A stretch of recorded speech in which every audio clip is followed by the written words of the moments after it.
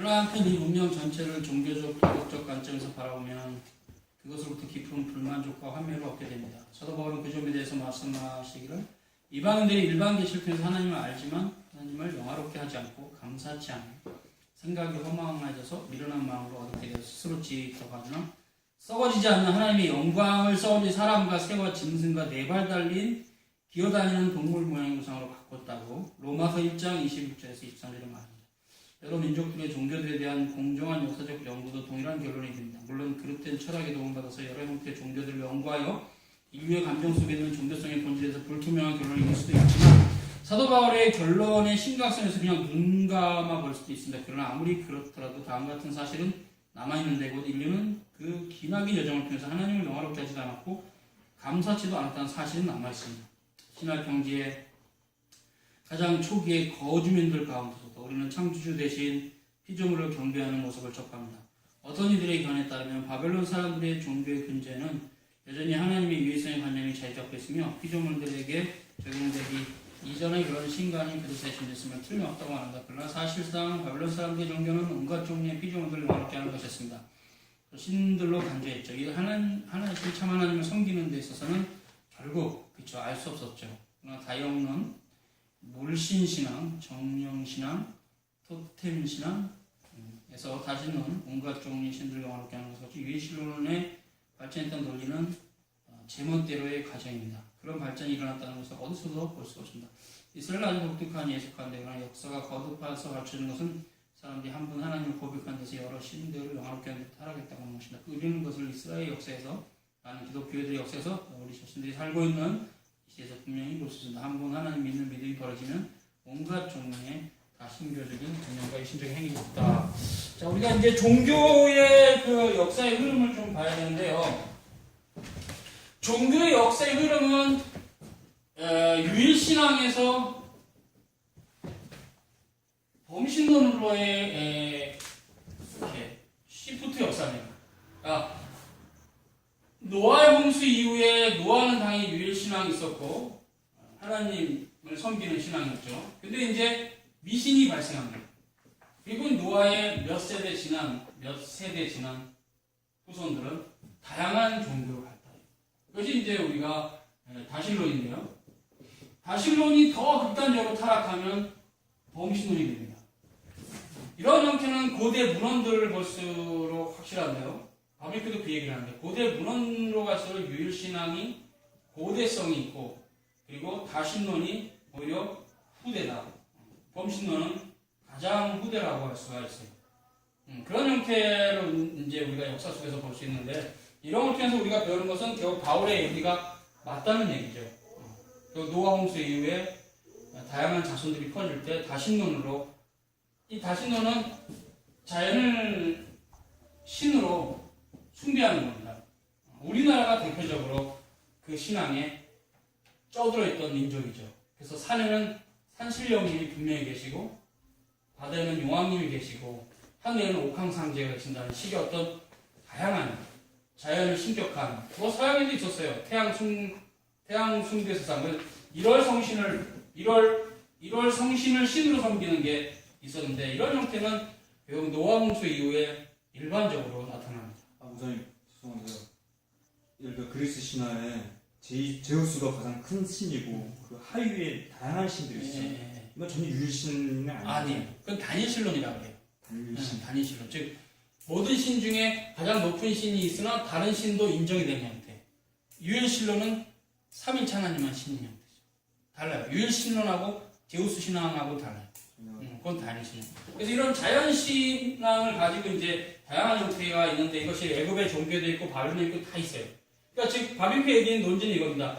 유일신앙에서 다신론으로 이렇게 신앙이 점점 타락했다. 이게 굉장히 맞아요. 이게 우리 입장에서도 맞고 문헌학적으로 고대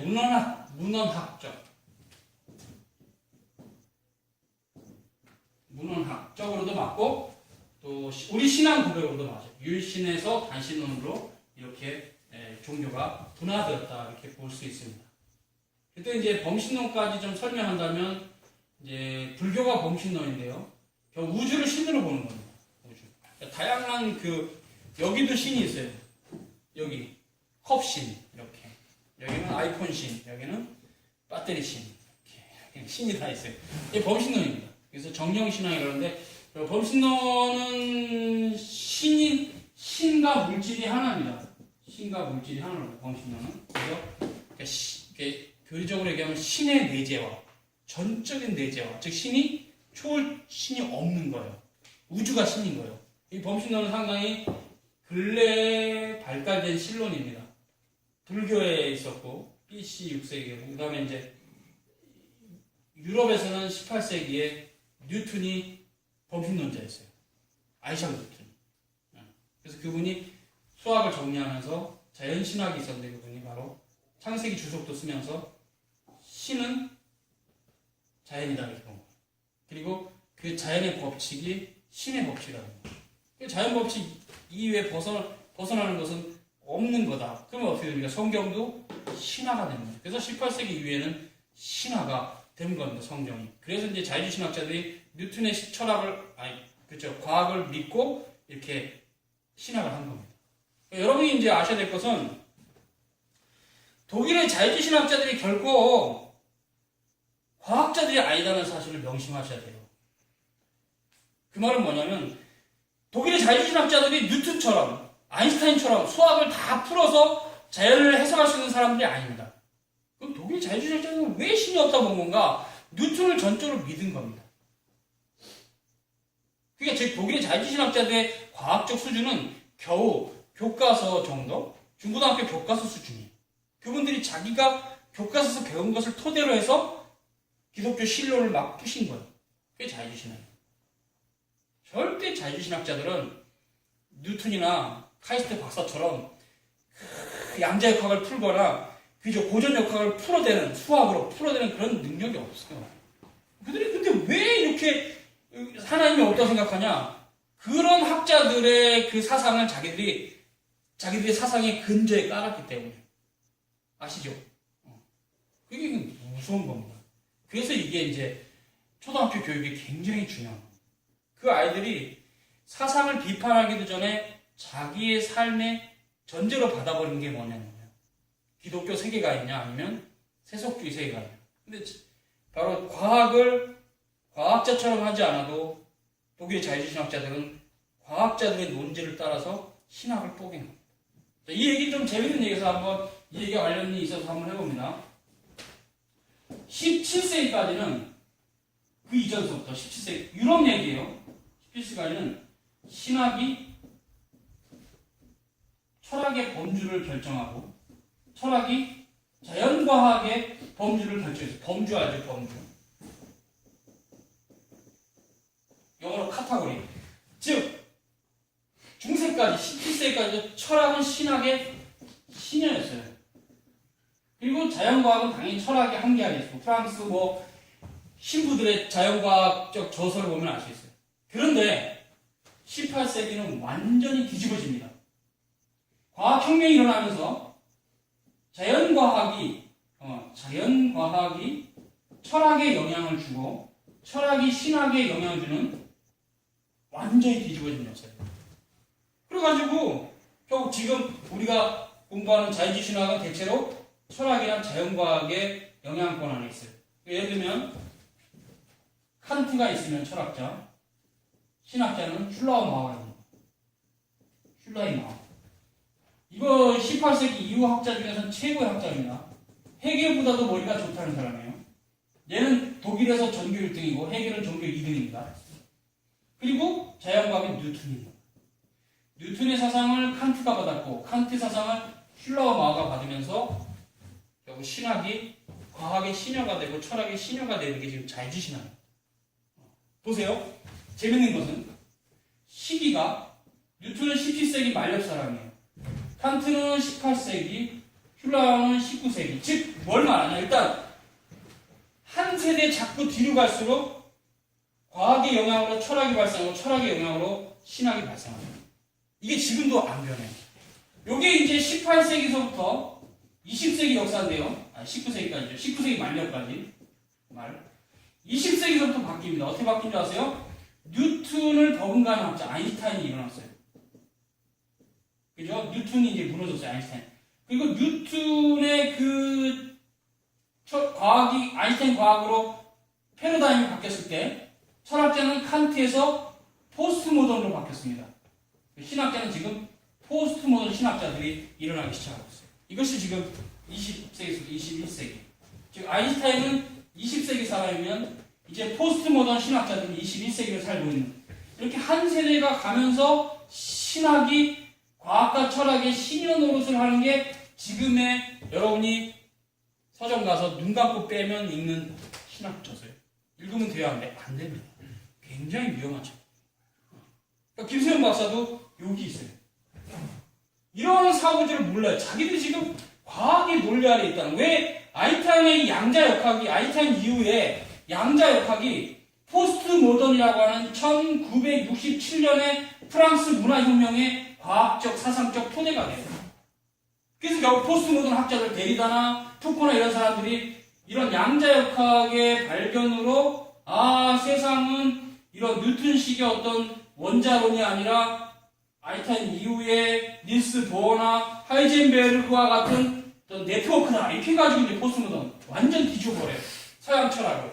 그리고 이제 후에 지금 이런 사람들이 이름이 많이 알려져 있지 않지만 포스트 모던 신학들이 지금 조금 있어요. 지금 앞으로 어떻게 발전할지 몰라요. 근데 포스트 모던 신학들이 있어요. 앞으로 만약 동성연의 신학이 있다면 분명히 포스트 모던 신학입니다. 이렇게 지금은 17세기까지 신학이 철학의 범주를 정하고 철학이 자연과학의 범주를 정했다면 18세기 이후에는 완전 뒤집어져서, 그렇죠? 자연과학이 철학의 범주를 정해주고 철학이 신학, 너네들은 이렇게 신학을 해, 네 알겠습니다 이렇게 하는 거예요. 그래서 우리가 대표적으로 뉴턴의 사상이 칸트에 갔고 칸트의 사상이 슐라우마에 가면서 슐라우마는 신은 우주로에 기울어집니다. 신은 뭐냐? 우주로 기울어집니다. 그래서 결국 절대 의존 강자 이런 교리를 만들었어요. 그래서 그분의 종교론이라는 책을 읽으면 완전 범신론이에요. 그러니까 슐라우마 책을 읽으면 이분이 초월하신 신의 존재에서 믿는가 의심할 정도로 범신론적이에요. 그리고 이분의 제자를 보면 확실히 나타난다. 슐라우마의 제자가 리츠인데요. 알브레이트 리츠는 하나님 나라는 뭐냐? 바로 우리가 윤리적으로 높은 삶을 살면 이 세상이 하나님 나라다. 이 세상을 유토피아를 만들면 거기가 하나님 나라다. 계속 그런 사상을 리츠가 가르쳤어요. 결국 뭡니까? 하나님은 이미 18세기로 사라진 겁니다. 왜? 뉴턴이 한 잘못된 말 때문에, 이분이 잘못 자연을 풀었기 때문에 뉴턴이 뭐라 했어요? 우주는 크기가 무한하고 시간은 영원하다. 무한하고 영원한 건 하나님의 속성입니다. 우주를 이렇게 만들어 보려니까 사람들이 이걸 믿으면서 다 무너진 겁니다. 근데 하나님은 또 역사 속에 한 2세기 지나서 아인슈타인을 딱 입수했어요. 아인슈타인이 우주도 무한하지 않고 시간도 영원하지 않다. 그럼 누구 말이 맞아요? 지금 아인슈타인 말이 맞다고 해요. 그러니까 지금 그럼 보세요. 뉴턴의 말을 따라서 슐라우마 같은 학자가 생겼는데 이거 지금 무너진 겁니다. 왜? 아인슈타인의 말에 의하면 이게 틀렸으니까. 이렇게 신학의 기반을 하나님의 말씀에 두지 않고 인간의 자유로운 이성, 합리주의에 두면서 이런 자유신학이 생긴 겁니다. 위험합니다. 결국 이제 우리가 하나님을 사랑하는 신자가 가져야 될 생각은 신구약 성경이 무엇인가, 그 한 부분 한 부분은 하나님이 성령으로 역사하셔서 영광을 썼다는 그 확고한 믿음을 절대 버리면 안 돼요. 그러니까 여러분이 지금 하나님 말씀을 알아보면서 이제 일반 계시 이제 끝나가는데, 특별 계시 들어가는데, 선언적으로 제가 드리는 말씀은 성경의 무엇을 확고히 붙잡고 이제 바빙크거를 들어가야 이런 부분들의 문제가 있다는 게 드러나요. 그러니까 여러분은 항상 하나님의 말씀의 한 구절 한 구절을 굉장히 소중히 여겨야 되고, 그 말씀이 하나님이 말씀하셨다는 거에 대해서 흔들리면 안 됩니다. 그래서 이제 이런 부분에서 이제 우리가 왜 그러면 유일시대에서 다신론을 할 수 있느냐? 성경이 이걸 말해요. 성경이 이걸 말해요. 그래서 바빙크도 지금 그거를 지금 설명하고 있어요. 조금 더 가볼게요. 대개 종교들은 고등 종교와 미개한 하등 종교가 있지만 사실상 둘 차이는 없다. 그렇죠? 왜냐면 세련된 건 있지만 결국 이런 형태들은 이교들 안에 기독교하고 본질을 다른 게 있었는데, 첫째, 우상 숭배와 형상 숭배가 다 있습니다. 이거는 이제 제가 옛날 얘기를 하나 할게요. 옛날에 지금 기억도 안 나는데 기독교 영화를 봤는데 야곱을 만났어요. 이방인들이. 그래서 그 이방인 족속들이 야곱에게 너희들은 어떤 신을 섬기느냐? 그 야곱이 우리는 여호와의 하나님을 신으로 섬긴다 했더니 그럼 너희들이 섬기는 신상이 있느냐 했더니 야곱이 우리는 신상이 없다 했더니 세상의 모든 종교는 신상이 있는데 왜 너희 종교는 신상이 없느냐? 거기 대화까지. 뭘 말합니까? 이 기독교 독특성이에요. 기독교는 형상이 없습니다. 왜? 십계명 자체가 우상을 만들지 말랍니다. 근데 여러분 한번 보세요. 기독교 빼고는 모든 타락한 종교까지 포함한 모든 기독교의 타락, 즉 카톨릭까지 포함한 모든 잘못된 종교는 다 형상이 있습니다. 그죠? 불교는 불상이 있고 로마 카톨릭은 마리아상이 있고 그 또 뭐 다 애굽의 종교는 안 봤어요? 애굽의 그 종교는 얼마나 다양한 상이 많습니다. 스핑크스도 있고 그리고 바벨론도 있고 다 하다못해 태양이라도 그림을 그려가지고 신으로 섬기는 뭐 남미의 아즈텍 뭐 이런 거 잉카 문명 다 세계 어느 종교를 뒤져보세요. 우상이 없는 종교가 있나? 없습니다. 그 종교적인 요소랑 관련이 없지만 예를 들어서 제네바의 칼빈 동상이라든가 위대한 인물들이 동상을 세우는 것도 신앙에 어긋난다고 우리 신앙인으로 개혁자들 입장으로서 그렇죠. 종교랑 직접적으로 관련되어 관련은 없지만 별로 좋은 건 아니에요. 좋은 건 아니죠. 별로 안 좋죠. 브라질은 예수상도 그거 엄청 안 좋은 거죠. 미신성이 강하죠. 거대하잖아요. 예수상이. 그 예수님을 우상하는 거지. 예수님의 형상을 그리면 안 돼요. 그리고 결국 이제 아이콘이나 조소나 둘 다 안 됩니다.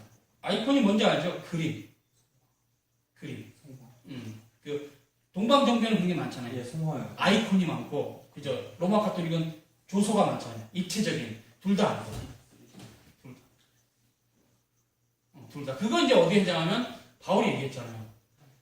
썩어지지 않을 하나님의 영광을 썩어지 사람과 금수와 버러지 형상으로 바꿨다. 바울의 그 얘기 그대로예요. 로마서 1장에. 그 의미가 바로 그 의미예요. 결국 타락한 종교는 형상이 있다.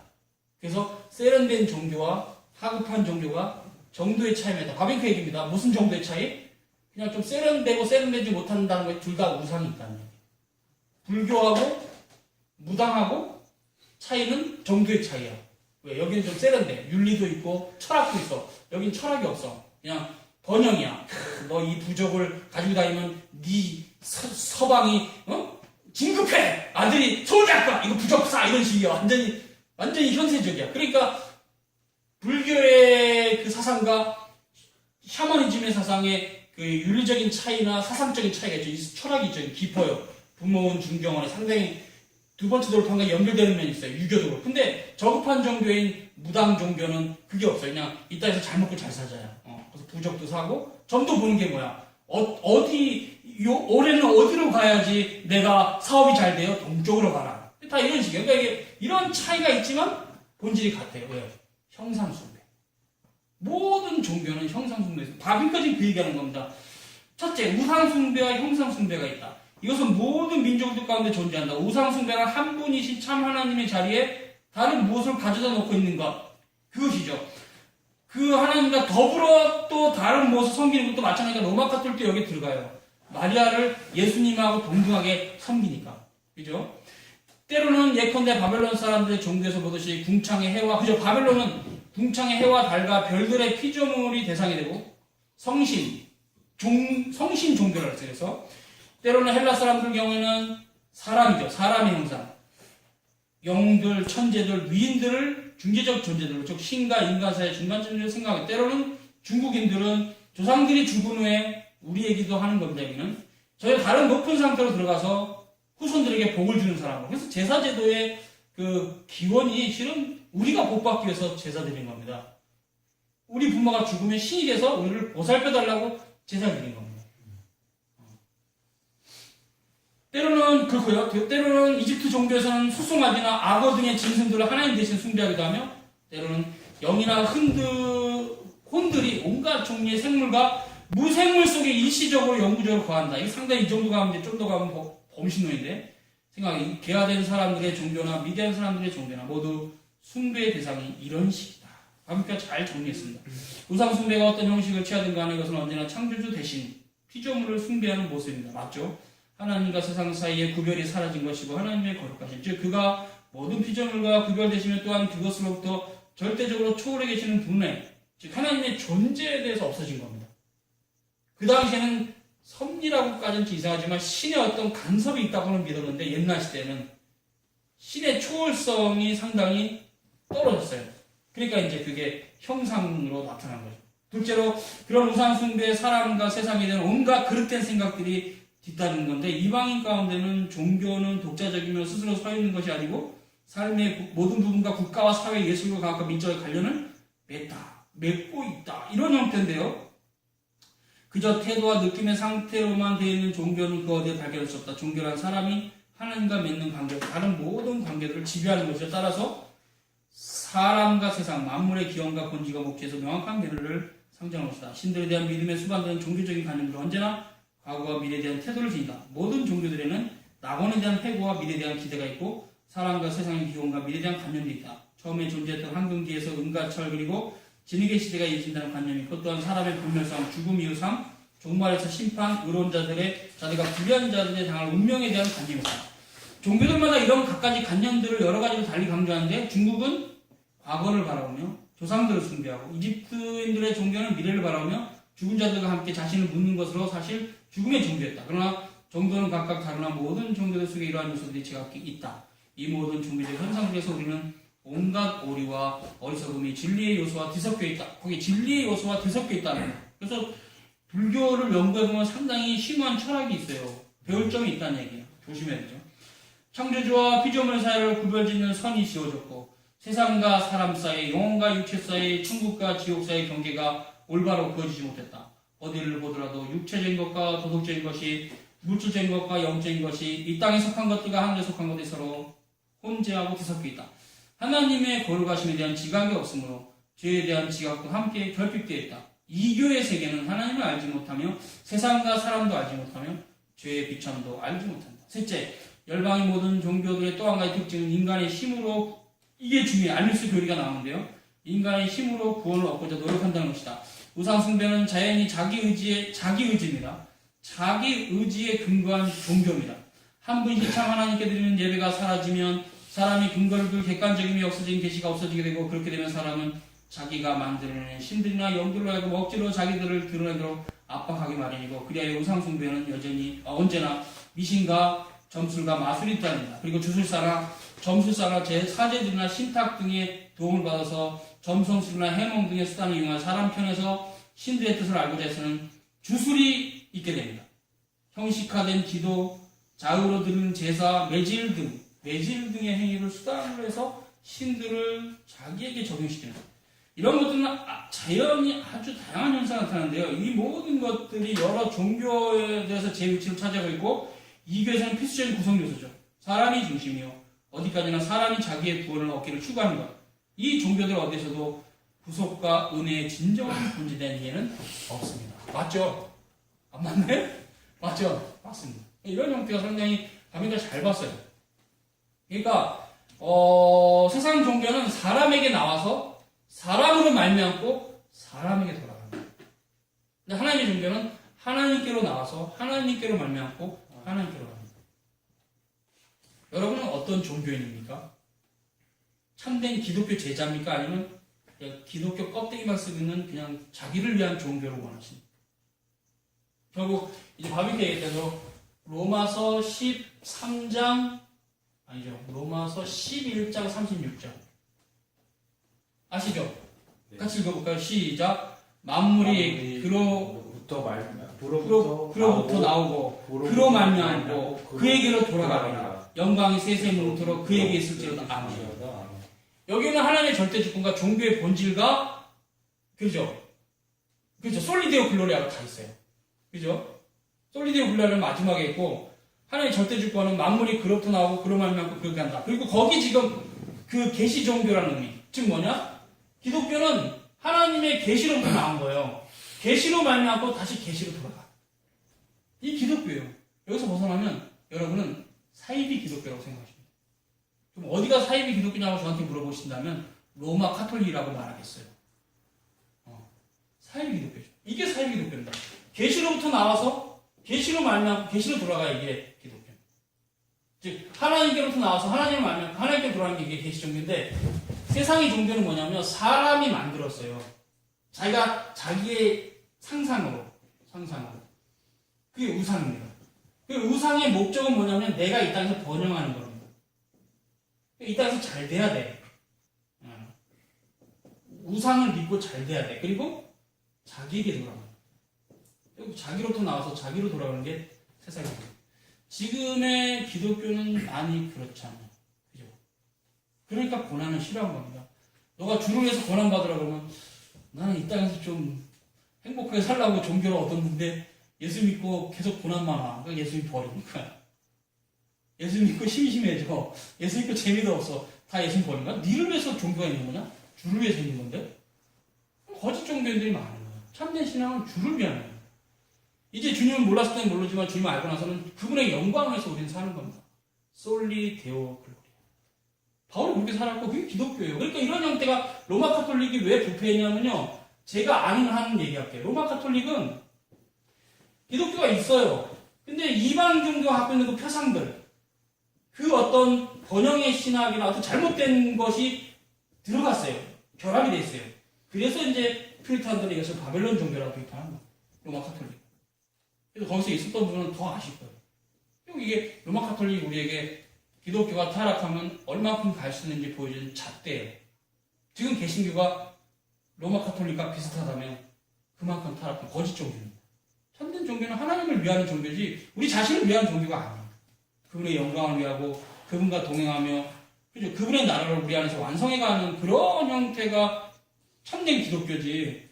예수 믿고 부자 되고 번영하고 나 잘 되고 예수 믿었더니 모든 게 잘 된다 말이야. 안 되는 사업도 되고 없었던 애인도 생기고 예수 믿었더니 모든 게 잘 돼. 없던 친구도 생기고 아니 예수 믿더니 돈도 잘 벌리고 그러려고 예수 믿는 거면 거짓된 신앙입니다.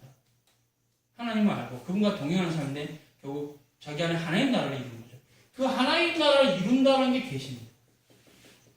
물론 여기서 하나님이 있죠. 하나님이 계시. 즉 이 계시 종교예요. 기독교는 계시 종교. 하나님으로부터 와서 하나님께로 가는. 우리는 뭡니까? 그분을 영원하게 하는 수단입니다. 이걸 얘기하니까 오해하는 사람이 내가 이것을 할 수 있다 이런 식으로 오해하는데 그거 아니고 하나님의 은혜로서만 전적으로 하늘나라로 가는 형태로 가는 수단이 이런 것을 이제 하나님 나라의 개념을 이해하면요 이해가 돼요. 아 그래서 우리가 하나님 뜻대로 살아가는 건 그리스도가 우리 머리가 되시고 우리가 그를 영원하게 하는 건데 그게 우리 힘으로 하는 게 아니라 하나님의 전적인 은총이구나. 이런 교리들이 실제로 설정이 되었을 때 이제 세상 종교가 이해가 돼요. 그렇지 않으면 우리도 세속화됩니다. 지금의 기독교가 세속화됐다면 이것만 여러분 체크하시면 돼요. 여러분 주위 친구들한테 너 주를 위해서 고난을 받을래? 아니. 그러면 그 교회는 세속화된 교회입니다. 그죠? 한번 테스트 해보세요. 친한 친구가 있으면 둘이 이렇게 커피 마시면서 솔직히 기독교가 뭐냐? 너 주를 위해서 고난받을 각오 돼 있냐? 미쳤냐? 그럼 걔는 지금 세속화된 교회라.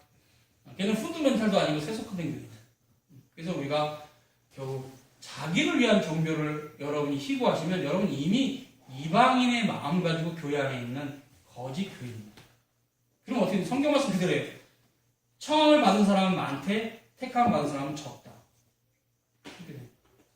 결국 우리가 주를 위한다면 주님이 가라는 곳을 가야 되는 거예요. 주님을 사랑하는 거예요. 주를 위한 종교입니다. 기독교는. 그럼 이제 목사님 우리가 뭐 굉장히 막 뭐 따까리가 되고 뭐 주변이 되는 거예요? 아니에요. 우리가 주님의 몸이 되는 거예요. 세상과 달라요. 자기를 위해서 사는 거는 마귀적인 거예요. 마귀가 원래 자기를 살거든요. 타락한 모든 신자들이 자기를 살거든요. 두 번째 특징은 뭐냐면요. 거짓 종교의 특징은 자기 의지로 신을 섬깁니다. 응? 자기 의지로. 자, 봅시다, 여러분. 한번 생각해 보세요. 아담과 하와가 자기 의지로 선악과를 먹었습니까? 안 먹었습니까? 자기 의지 먹었죠. 그래서 보여주는 게 뭡니까? 이제 너의 의지로 하나님 섬길 수 있다 없다? 없다. 그래 보죠. 기독교는 의지의 종교가 아니에요. 근데 CCC는 의지의 종교예요. 의지의 행위 믿음. 빨간불 삐 거짓 교리입니다. 의지 행위의 믿음이 아니라 하나님의 선물인 믿음. 정리를 다시 하세요. 절대로 믿음은 우리가 의지를 해서 생긴 게 아닙니다. 하나님의 전적 은총. 주님께서 부어주신 거예요. 믿음이 생겼기 때문에 이제 주님을 섬길 의지가 생긴 거지, 내가 의지했기 때문에 믿음이 생긴 게 아니에요. 그래서 제가 청년 때 CCC, 그때 신학이 없었기 때문에 많이 애웠던 건데, 의지, 행위, 믿음. 지금 이제 신학 공부하고 나서 결론은, 이거는 이렇게 애들을 가르치면 안 되구나. 의지, 행위, 믿음이 안 돼. 우리 의지로는 하나님 섬길 수가 있다, 없다? 없다. 아담이 보여줬다. 우리는 아담의 자손이다. 끝. 죄가 전가되어 있어요. 이 전가는 그 습성을 그대로 타고나는 겁니다. 절대로 행할 수 없어요. 이것이 칼빈이 얘기한 노예 의지로. 우리는 선을 행할 수 없다. 빨간불, 삐비비. 우리 뭐 해보자. No. 우리가 뭘 해? 루터 칼빈도 노예 의지. 칼빈도 개울자도 다 노예 의지. 루터도 얘기했죠. 노예 의지입니다. 노예 의지. 우리는 선을 행할 수가 없다. 이게 전적 타락과의 거기서 나온 거예요. 그러니까 처음에 하나님께서, 이건 원래 작정 가운데 타락하기로 작정하셨는데, 처음에 하나님께서 작정이라기보다는 예비하신 것은 행위 언약이에요. 아담, 내 말에 너가 순종하시는지 보자. 선을 알게 하는 나무 먹지 마. 먹었네? 니네 의지는 이제 구원받을 수 없어. 내 아들을 보낼 거야. 기다려. 이겁니다. 이게 뭐예요? 이게 신적 작정입니다. 예? 이게 계획이 안 되는 게 아니에요. 그러니까 아담, 내 말 좀 지켜. 선악을 알게 하면 먹지 마. 먹었어. 응? 어쨌든 이런 일이 있을까? 어쩌나, 이거 어쩌나? 어쩐다냐? 그러니까 우리 예수 보낸 이런 식이 아니라는 얘기예요. 인간으로 의해서 예수님이 오신 게 아니라는 얘기예요. 그러니까 하나님께서 아담에게 행위 언약을 주셨는데, 아담이 범죄를 하고 나서 하나님 깜짝 놀라가지고, 그럼 이제 구원 어떻게 시키냐, 이런 식으로 된 게 아니라는 얘기예요. 아니라 하나님 영원한 작정 가운데 이미 아담의 타락이 작정됐어요. 행위 언약은 그냥 준 겁니다. 왜? 이걸로 너희가 구원받을 수 없기 때문에 주는 거예요. 구원받을 수 없는 언약을 한 겁니다. 아담과. 그래서 이것이 우발적으로 발생한 게 아니에요. 어거진 잘 얘기했는데, 인간에게는 우발적인, 우연적인 모든 것이 하나님께는 필연적이다. 네. 하나님께는 우연성이 없다. 우연성은 피조물에게 있다. 그러니까 아담과 하와가 선악과를 먹은 것은 우연적이에요. 맞습니다. 아담과 하와 입장에서는. 그러나 하나님의 영원한 신적 작정 가운데는 다 필연적이에요. 아담과 하와가 타락하기로 작정하셨고, 타락하자마자 제2의 언약인 은혜 언약을 체결하셨어요. 그래서 아담과 하와를 그리스도를 믿음으로 구원을 시키셨어요. 그래서 아담과 하와가 구원받았고요, 아벨이 구원받았고요, 셋이 구원받았고, 셋서부터 노아의 그 성경에 나오는 계보에 나오는 모든 사람들, 무드셀라, 에녹 다 구원받았고, 그리고 에녹이 방주에 올라섰을 때 그리스도입니다. 방주가 그리스도예요. 그래서 구원 방주. 그리고 그때 새 인류가 시작됐을 때 바로 그 자연언약 때문에 전 인류를 멸망을 안 시키겠다고 약속하셨으나 아브라함을 선택하시면서 하나님께서 이제 은혜 언약이 뭔가를 구체적으로 드러내신 겁니다. 그리고 그 아브라함의 은혜 언약은 모세 시대가 되면 하나의 국가를 형성하면서 구약의 교회가 된 겁니다. 그리고 그 구약의 교회 가운데 하나님이 사사 시대에는 그냥 신정 정치를 이끄셨으나 다윗을 세우셨을 때 왕정 정치를 통해서 예수 그리스도를 예표한 겁니다. 다윗 언약 가운데 그리스도가 오셨어요. 그리고 이제 다윗 죽고 나서 한참 후에 나라가 무너지고 나서 무너지기 직전서부터 선자 이사야나 예레미야나 에스겔이나 다니엘이나 요엘이나 아모스나 미가나 나움 하박국 스바냐 말라기까지 계속 그리스도를 증거하면서 그리스도가 오십니다. 그분은 온 인류의 구주시고 보편권 소리 아닙니다. 절대로. 그래서 그리스도께서 세상 죄를 지시고 수 있다는 것입니다. 우리가 세상이죠. 그 의미는 예수님 당시에는 유대인의 사후구조입니다. 유대인이 하나님 나라고 비유대인은 세상이에요. 그렇기 때문에 보라, 세상 죄를 지고 가는 하나님의 어린 양이다. 이것은 사회학적인 용어도 있는 겁니다. 즉, 그 시대 유대인들이 이해하는 말로 쓴 거예요. 세례 요한이. 보라, 세상 죄를 지고 가는 하나님의 어린 양. 즉, 유대인의 죄만 아니라 헬라인의 죄까지 우리까지 다 짊어지고 죽는 분으로 예수님 얘기하므로 기독교가 유대주의적인, 즉 국수적인 종교가 아니라 내셔널 릴리존이 될 것을 말씀합니다. 맞죠? 그러고 나서 어떻게 됐습니까? 예수님이 승천하실 때 서두대 너희는 가서 모든 족속으로 제자를 삼아. 그죠? 세례를 주고 가르치십니다. 내셔널 릴리전이잖아요. 그죠? 유대인만 믿으면 당연히 그죠? 유대 종교인데 기독교는 바로 예수님 오신 이후에는 전 민족을 파고. 그래서 이 세상죄를 지고 가신 예수님이라는, 그러니까 하나님의 어린 양이라는 걸 가지고 알미니우스주의자들이 보편구원설로 끌고 가려고 할 때 여러분은 차단시켜야 돼요. 이렇게 말해야 돼요. 그거는 보편구원설의 본문이 아니다. 유대인만 구원하지 않고 이제는 주님 오셨기 때문에 주님 안에서 전 인류를 구원하신다는 의미다. 그건 보편구원설이 아니라 그런 의미다는 거예요. 유대인의 국수주의에 대한 말이지 단지 그런 말이지 단지 이게 뭐 세상죄를 지고한다 그러니까 보편구원설에서 모든 사람을 다 구원한다는 말은 아니에요. 그래서 그거를 아니 보편구원설로 끌고 가는 알미니우스 신학자들이 있죠. 그 중에 또 한 게 하나님이 세상을 이처럼 사랑하사 독생자를 주셨으니 이는 저를 믿는 자마다 멸망치 않고 영생을 얻게 하려 합니다. 이 본문 갖고도 또 보편구원설로 끌고 가는 사람들이 있어요. 봐라, 하나님이 세상을 사랑해서 그리스도를 주셨다. 교회를 사랑하신 게 아니라 세상을 사랑했다. 그건 해석이 잘못된 겁니다. 그것도 똑같아요, 맥락이. 뭐냐? 사도 요한이 그걸 쓸 때 유대인을 위해서 예수님이 오신 게 아니다. 유대인을 포함한 온 세상을 위해서 예수님이 오셨다. 온 세상의 죄를 지시기 위해서 예수님이 오셨지 유대인의 죄를 지시기 위해서 오신 게 아니라는 걸 얘기하기 위해서 하나님이 세상을 사랑하사 이렇게 됩니다. 즉 뭡니까? 하나님의 택자가 이제 신약 시대에는 거의 almost 유대인에게만 머물던 시대에서 전 민족으로 파급될 것을 예언한 겁니다. 그걸 가지고 자꾸 보편구원설로 갖다 땡기는 사람들이 되게 많아요. 근데 안 됩니다. 그래서 세상죄를 지고 가는 하나님의 어린 양, 하나님이 세상을 이처럼 사랑하사 독생자를 주셨다는 이 말, 보편구원설이 아니라 주님의 교회가 유대인을 넘어서 온 세상으로 파급될 것을 말하는 의미로 해석하는 거예요. 이해되셨습니까? 그런 의미로 여러분 이해하시고, 그러면서 보면 이제 교회의 의미가 상당히 중요하죠.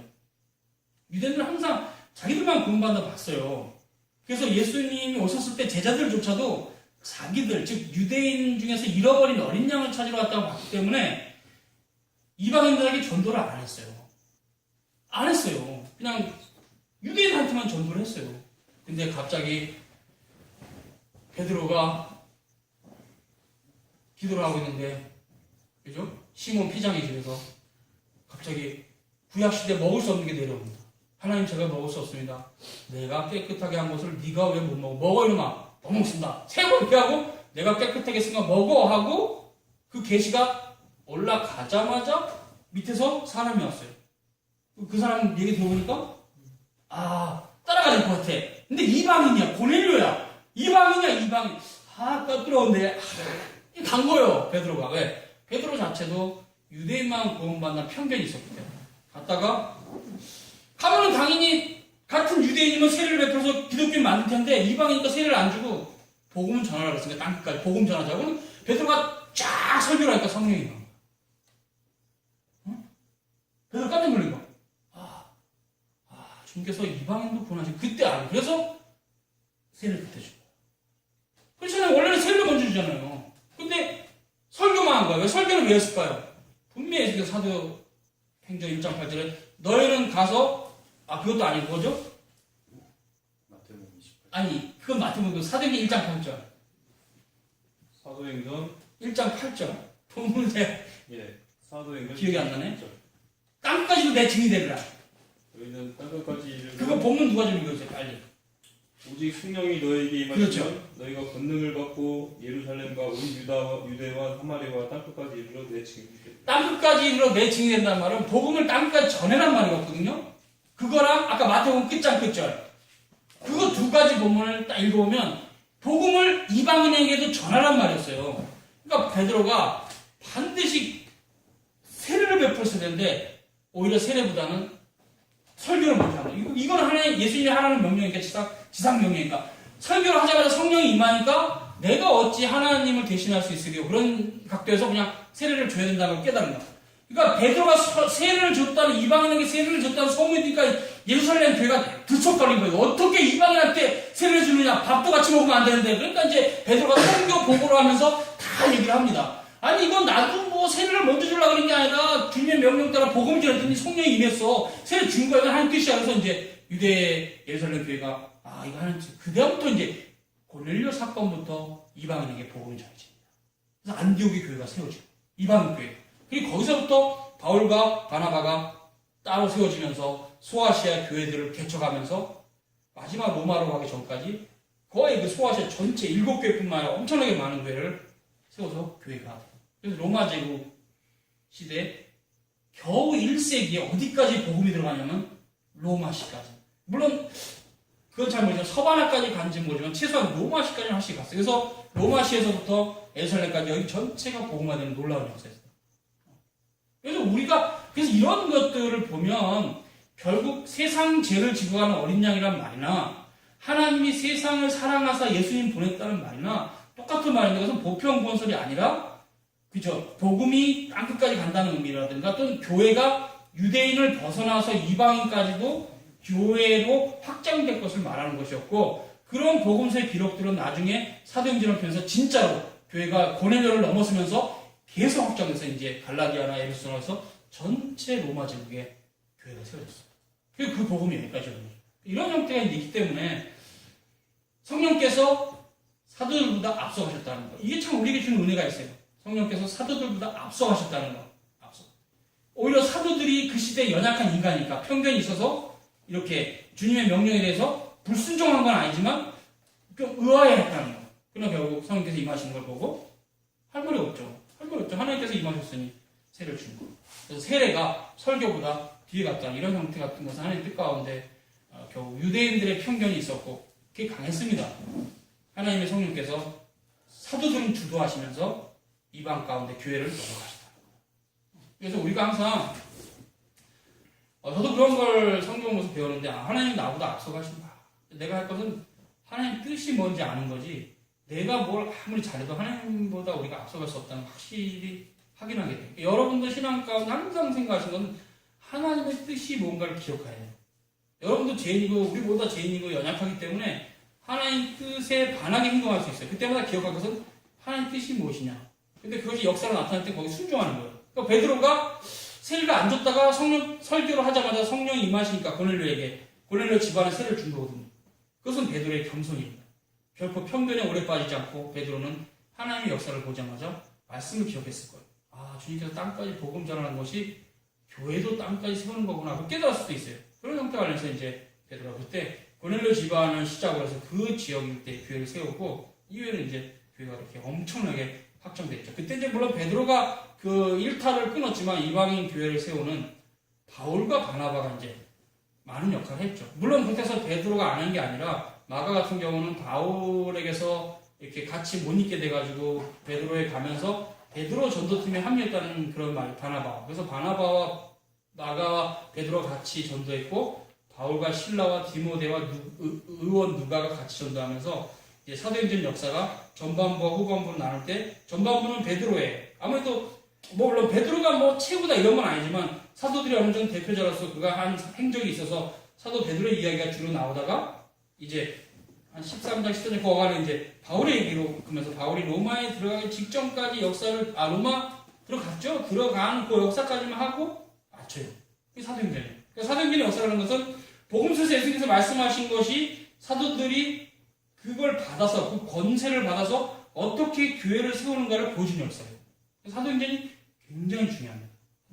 그러니까 여러분이 이제 성경 다 중요하지만 복음서를 진짜 제대로 공부해야 되고 그리고 사도행전을 같이 이렇게 조망을 하면서 이제 사도 후 시대가 어떻게 전개될 것을 봐야 돼요. 그때 물론 사도행전 맨 28장 마지막은 사도 요한이 기록한 요한계시록은 이야기가 없어요. 겨우 주후 70년 어간에 끝나는 90년경에 기록된 요한계시록은 언급이 없어요. 그러나 결국 요한계시록이 마지막 종교를 지으면서 그 이후 교부시대가 이 역사와 함께 어떻게 연결됐게 보여요. 그러니까 당연히 성경은 이후 시대의 기록과는 본질적으로 다르지만 성경이 기록된 시대의 역사와 이후 시대의 역사가 또 분리가 되진 않습니다. 그렇죠? 보세요. 이제 이것은 우리가 문헌으로 볼 수뿐이 없지만 폴리캅이 사도 요한의 제자라 그래요. 그게 먼 제자가 아니라 직접 배웠다 그래요. 그러면 별로 사도 요한이 죽었을 때는 폴리카르이 살아있었고 폴리카르이 또 가르친 사람이 이레네우스입니다. 그러니까 이런 교부들의 역사라는 것은 사도시대의 그런 가르침을 전적으로 이렇게 이어가는 형태가 있어요. 그러니까 결국은 니케아 신조가 결정되기 전에 사도 요한서부터 니케아 신조 사이에 신학자들의 글이 니케아 신조와 그러니까 뭐냐면 니케아 신조하고 성경 중간에 있는 이분들의 신학과 일치점이 돼야 이게 올바른 신학이에요. 그러니까 왜 우리가 니케아 신조를 왜 인정하냐면 왜 인정해야 되냐면 이레네우스의 신학과 폴리카르의 신학과 같기 때문에. 그래서 니케아 신조가 인정이 되는 건데 왜 사도들에게 직접 사설을 받은 이런 교부들의 신학이 하나의 정점으로 모아서 니케아 신조가 결정된 거거든요. 아리우스가 왜 유다이냐면 그때 당시에 이런 흐름들에 대해서 삐딱선을 타가지고 계속 정치적으로 그죠 자기의 거짓 교리를 인정받으려고 노력을 했어요. 오죽했으면 아타나시우스 교부가 이 일에 굉장히 수고를 하신 분이지만 7번이나 정치적으로는 추방을 당할 정도로 계속 로마 황제에 의해서 핍박을 받았어요. 그러나 하나님 뜻 가운데 콘스탄티노플 회의가 열리면서 니케아 신조를 재확인하면서 정통교리는 끝났고 카피톤 신조는 이제 그 기독론이 확립됐고 아타나시우스 신조는 좀 저자가 불분명하지만 이 교리적 입장과 같기 때문에 우리가 받는 형태예요. 그러니까 우리가 이 교리가 굉장히 중요한 이유가 사도신조서부터 나타날까지 교리 중간중간에 학자들의 신학과 교리를 정립하는 그 교리적 내용이 같아요. 이게 중요한 거예요. 그러니까 어거스틴이 왜 중요한 인물이냐면 공부를 해보면 아는데 어거스틴의 신학이 계시가 끝나고 나서 폴리카르이 있었다 칩시다. 그러면 이레네우스도 있고 뭐 터툴리안 뭐 오리겐 다 있습니다. 주변에 이런 크리스토스토 이런 학자들의 글이 전체적으로 니케아 신조에 모아졌고 칼케톤을 지나서 아타나시우스를 지나서 카파도키아 교부들에게 연결될 때 이 신학과 어거스틴 신학이 같아요. 그게 정통신학입니다. 어거스틴까지 연결시키면 사도의 가르침이 어거스틴 가르침 가운데 사도 이후에 계속 일치되는 교리가 있어야 돼요. 그게 정통신학이에요. 그지 삑사리 친 교리는 정통신학이에요. 그래서 아리우스 교리가 정통신학이에요. 그래서 그 동일본지 교리가 굉장히 중요해요. 아버지와 아들은 동일본지인데 이 교리를 버리기 시작하면 이제 삐딱선을 탑니다. 그러면 이제 삐딱선 탄 사람 제가 소개할게요. 노스틱주의자들이 일어났는데요. 이것은 증명되지는 않았지만 추측은 되는데 사도시대에 이미 노스틱주의가 될 만한 이상한 인간들이 있었어요. 그래서 사도 요한이 예수 그리스도께서 육체로 오신 것을 부인하는 자마다 적그리스도다 그럽니다. 근데 실은 2세기에 일어난 영지주의자들이 예수님의 인성을 부인하거든요. 예수님은 육체로 오신 적이 없다. 벌써 사도 요한이 알고 있는 거야. 가장 오래 살았기 때문에 이분이 움직임들을 본 것 같아요. 그러니까 요한 1서에서 그죠? 예수 그리스도께서 육체로 오신 것을 부인하는 자마다 적그리스도다. 지금은 적그리스도가 어디 있을까요? 예수 그리스도께서 하나님이시면서 인간이신 것을 거부하는 자들. 자유주의 신학자들은 적그리스도입니다. 그잖아요. 그래서 그 사람들은 예수님은 그냥 마리아 태생한 인간이야. 우리 같은 똑같은 사람이야. 그래 우리도 오류가 있다면 예수님도 오류가 있어. 이게 자유주의 신학자들의 주장이에요. 그래서 그분들이 연구하는 분야가 뭐냐면 Historical Jesus. 한글 뭡니까? 역사적 예수에 대한 리서치. 왜 그걸 합니까? 성경은 신화야. 믿을 수 없어. 내가 다른 문헌을 통해서 인간 예수를 찾을 거야. 이런 오만방자한 사고조가 역사적 예수에 대한 열입니다. 이게 18세기 이후에 엄청나게 계보가 있어요. 라이마르스나 뭐 있습니다. 계보가. 이런 것들이 바로 지금 예수님의 신성이 부인되고 있어요.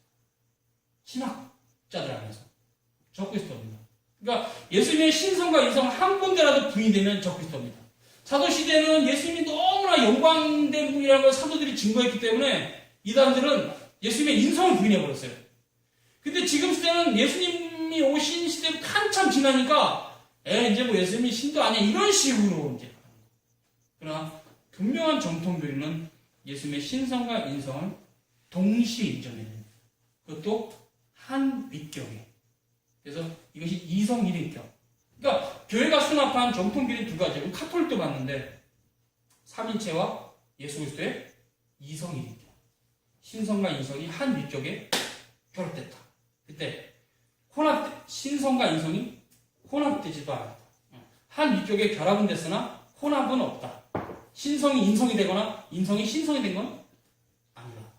그 칼케톤 교리가 굉장히 중요합니다. 그래서 이제 그런 교리를 가지고 삼일체론과 예수 그리스도의 이성일인격은 사도 요한에서부터 어거스틴까지 정통 교리예요. 어거스틴은 동일하게 다른 교리 안 내게 바로 교부들에게 배운 자기 선배 교부들에게 배운 그대로 삼일체론에서 정리를 끝냈어요.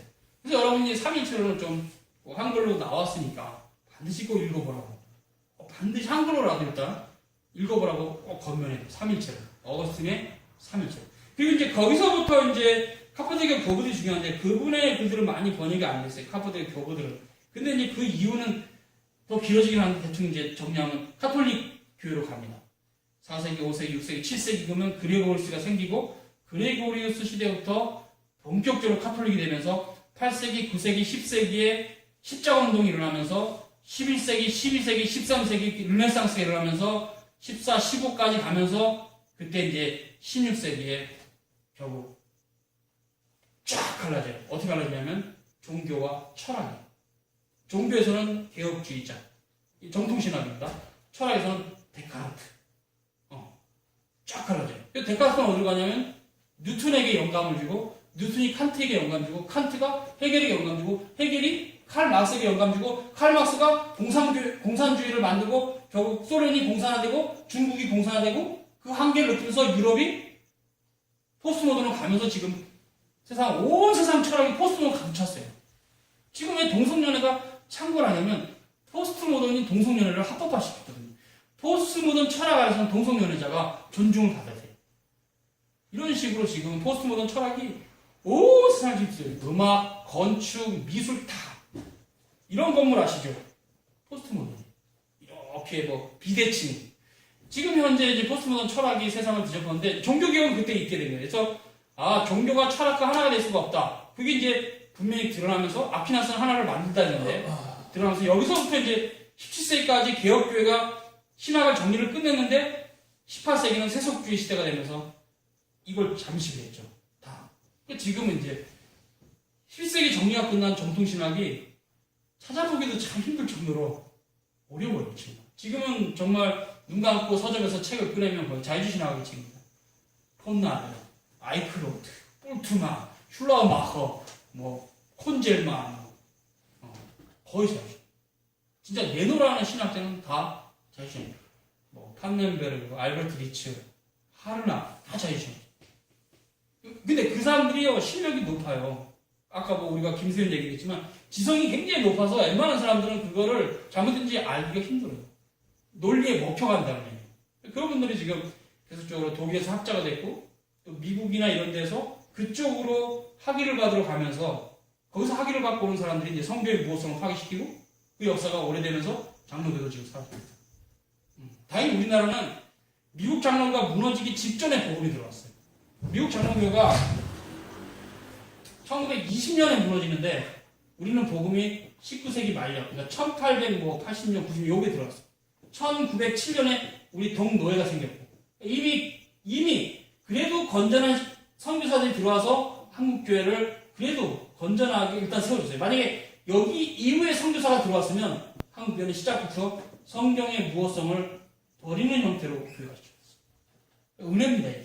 여러분이 받은 초기 선교사들의 신학은 상당히 고귀한 겁니다.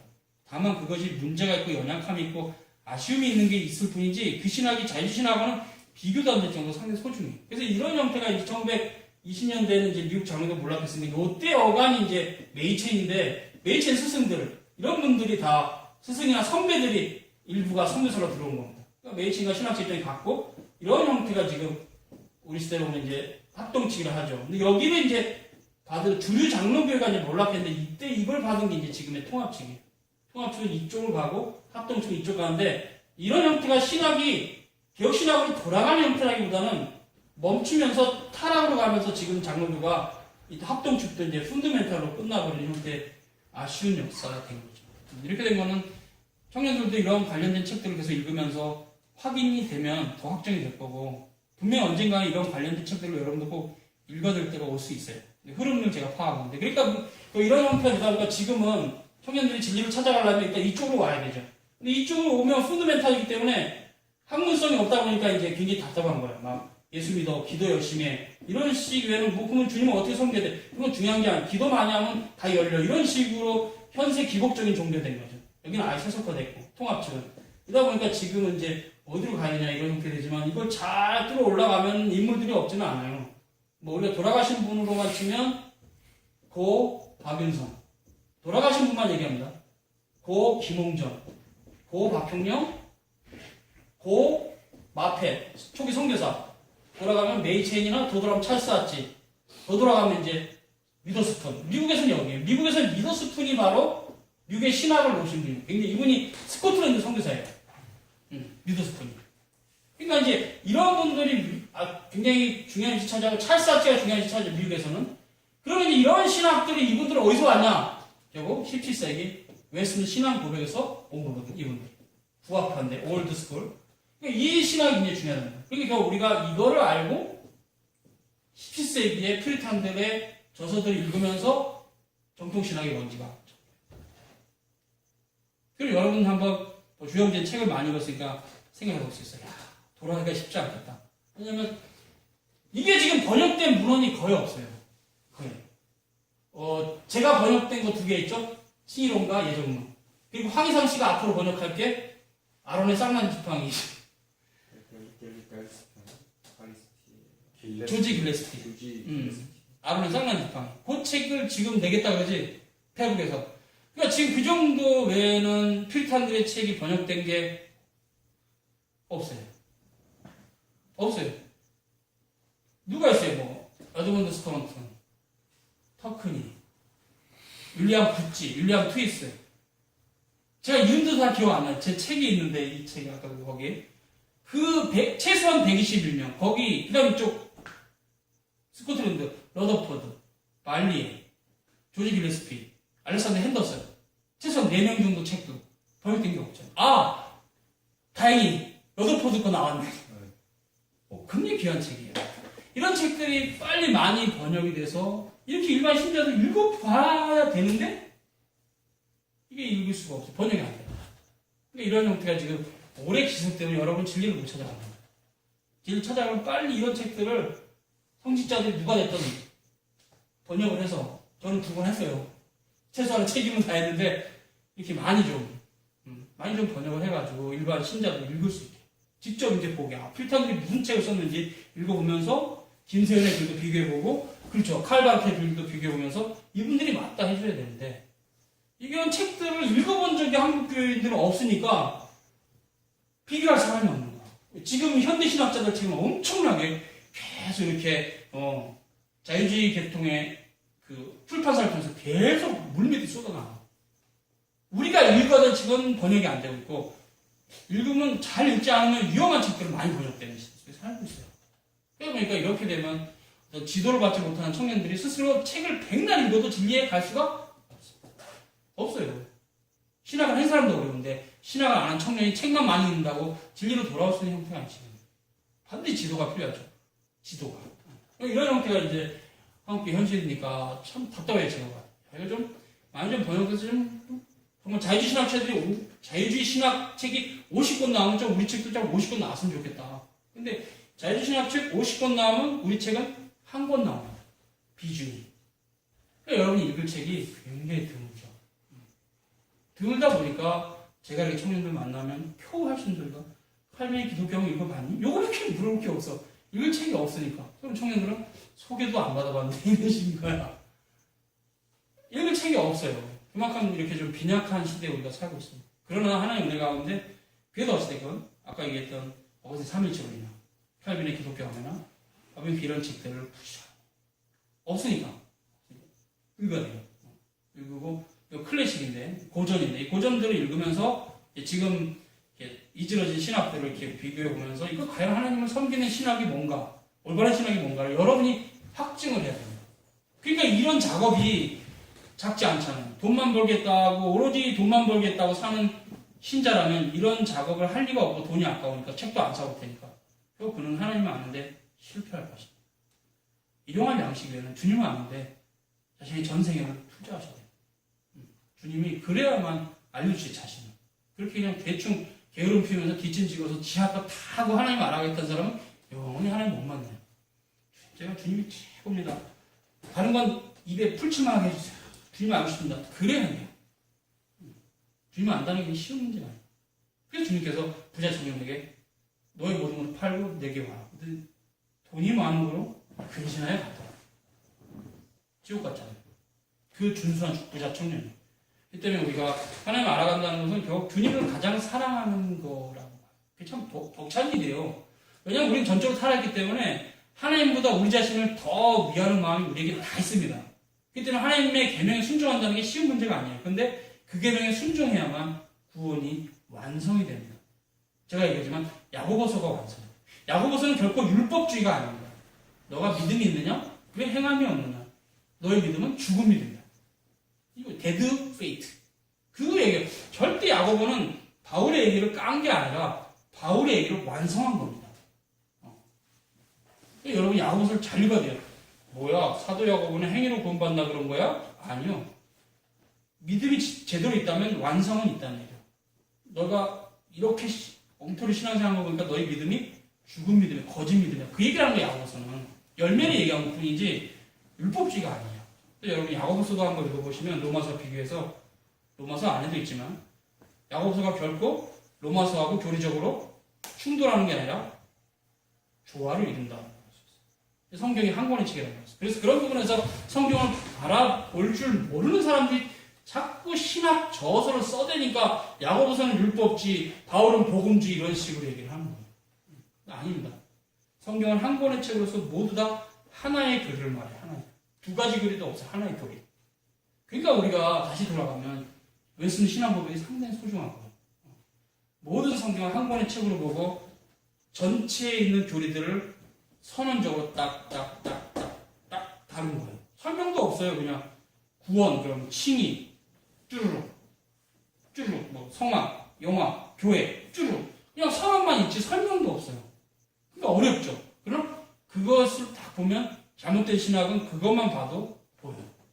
여러분이 신학 고백은 반드시 한글로라도 또 읽어야 돼요. 이 정도만 얘기하면 여러분 읽을 게 얼마나 많으시죠. 그래서 신학 고백도 한번 빨리 한글로라도 읽어야 되죠. 기독교하면 빨리 읽어야 되죠. 근데 어렵죠. 자기가 직장생활도 해야 되는데 그걸 포기할 수는 없고 그걸 성실하게 하면서 해야 되니까 어렵죠. 그래서 신앙생활이 진짜 어려운 겁니다. 이런 맥락에서 이런 면에서 다른 사람은 어떻게 어려울지 모르는데 우리 개혁지 입장에서 청년들의 신앙생활이 힘든 이유는 딱 한 가지예요. 하나님을 알아갈 시간도 많이 내가 시간을 할애하면서 돈도 벌어야 되니까 이게 되게 벅찬 거예요. 근데 해셔야만 됩니다. 꼭 반드시 여러분은 기독교 강의를 읽으셔야 되고 그죠? 삼위일체론도 한 번 읽어야 되고 아까 얘기했던 소경 그 책도 어거스틴 상교책 꼭 읽으셔야 됩니다. 꼭 읽으셔야 돼요. 반드시 최소 한 번. 그리고 웨슬리 신앙고백도 한 번 이상은 반드시 읽으셔야 됩니다. 한글로. 영어가 되신 분들은 영어를 읽으라고 나는 분명히 권하고 싶어요. 영어가 안 되면 한글로라도 한 번쯤은 읽어보면서 이게 무슨 의미일까 고민을 하는 그런 형태가 꼭 반드시 있어야 돼요. 그런 사고의 훈련을 하지 않으면 한 20년 쭉 흘러가면 바보가 됩니다. 하나님 말씀에 대해서. 나 뭐야, 하나님이 뭐야, 어떤 분이야. 한 번도 하나님을 사색하지 않고 예수 믿으면 복 받을 줄 알고 살았는데, 이렇게. 30년 지나. 60이 됐어요. 여러분이 30대니까. 여러분 지금 이 순간에 하나님 말씀을 계속 익숙하게 알아가야 20년, 30년 후에 그 하나님이 익숙한 하나님이지. 30년 그냥 돈만 벌라고 눈이 뻘개갖고 그냥 뭐 어디 갔다가 와가지고 다시 교회 오면 아무것도 이해를 못해요. 지금 조금 이렇게 사상의 어떤 그 플렉시블한 게 굳어져 가기 전에 하나님 앞에서 올바른 말씀에 대한 방향을 잡고 그 말씀을 묵묵하게 묵상하게 살아가는 삶을 지금 닦아놔야 돼요. 경건의 훈련을. 그래야만 50이 되고 60이 됐을 때 달려갈 수가 있어요. 그런 분이 여러분 가지니까 여러분 할 일이 많죠. 지금 이 나이가 얼마나 할 일이 많아요. 직업도 좀 안정적인 직업을 잡아야 되겠지. 또 결혼도 해야 되겠지. 할 일이 되게 많잖아요. 결혼하면 또 애가 나면 요만한 조그만 애 키우려고 정신이 없어요. 돌아버려 아주 이 조그만 애 키우려고 엄마 클 때까지는. 막 밤에 막 나는 자야 되는데 밤에 일어나고 울어 막 대고. 그렇게 이제 애들 키워가요. 그러면 어느덧 30대 초에 결혼해도 어느덧 결국 이런 형태 하면서 그럼 싸워야 되죠. 여러분 싸움이 클 겁니다.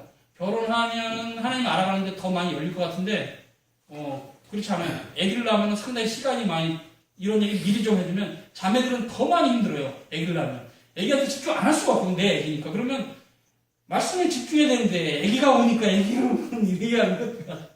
한 몇 년은 애가 좀 걸어다니고 엄마가 좀 떨어서 유치부라도 갈 수 있는 나기 전까지는 큰 시험 가운데 있어요. 어머니들은 참 어렵죠.